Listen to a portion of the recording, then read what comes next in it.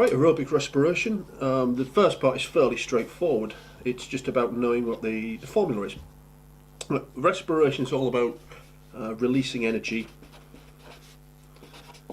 from food.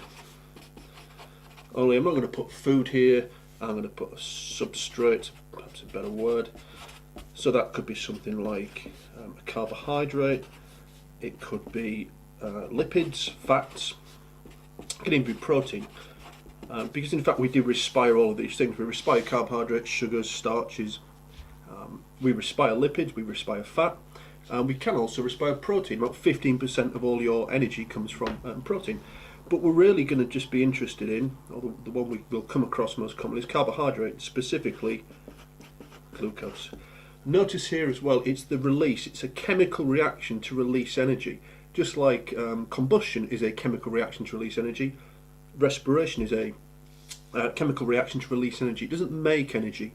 You should know from your physics that you can't make energy, you can't destroy it either, but you can change it from one type to another. And it's the same idea here, we're releasing energy from something. Glucose just happens to have quite a lot of energy in it.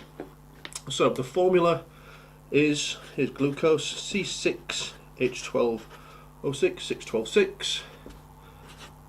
And this is aerobic respiration, aerobic meaning with oxygen. So we have O2, and that is converted to CO2 and H2O, but you'll also be expected to balance this formula out. And to balance it, we just want to get a colour. It's all the sixes, 6 oxygens, 6 carbon dioxide, 6 H2O. Don't make the mistake of putting an extra 6 in at the beginning. Remember the 6 carbons on that side, 6 on there. Okay. So the formula is pretty straightforward. This arrow here, what we could also do, although we never do, is we could put in here that there are a lot of enzymes involved. If you remember that whenever we use enzymes in a reaction, we write them either above or below the arrow to show that they're involved and they're necessary, although they aren't used up in the reaction. And that's quite an important point, because there's a huge amount of enzymes involved in this process. It looks fairly straightforward. There's all kinds of chemical reactions going on, and they all require enzymes. So all the normal rules with enzymes about them being affected by temperature and pH, which will denature them by changing the shape of the active site, the substrate will no longer fit the active site, all that kind of stuff applies here. The other thing that's perhaps worth noting with aerobic respiration is where it occurs. It occurs in mitochondria. If you want to be very scientific, mitochondrion is the singular, mitochondria is a plural.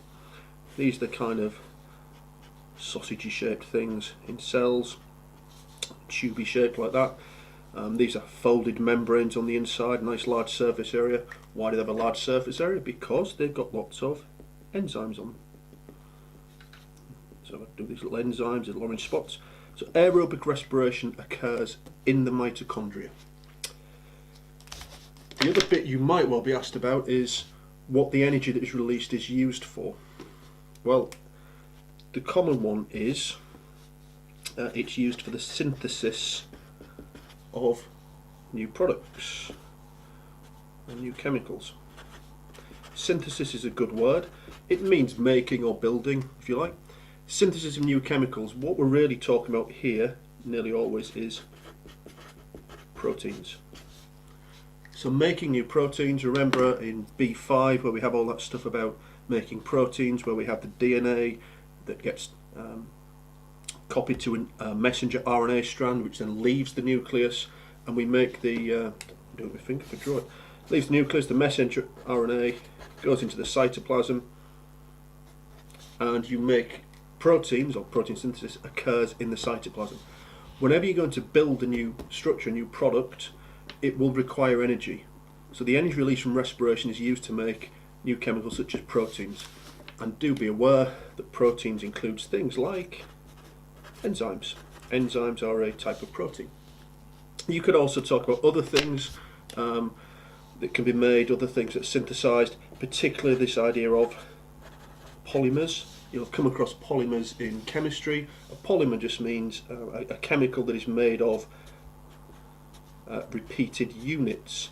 So polymer could be a chain of monomers.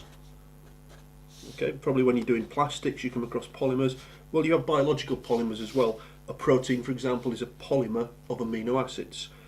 Cellulose, which is a carbohydrate found in plants, is a polymer of glucose. So it's a good idea on questions to name a specific polymer, something that is made. Proteins is a good bet, but there are others as well.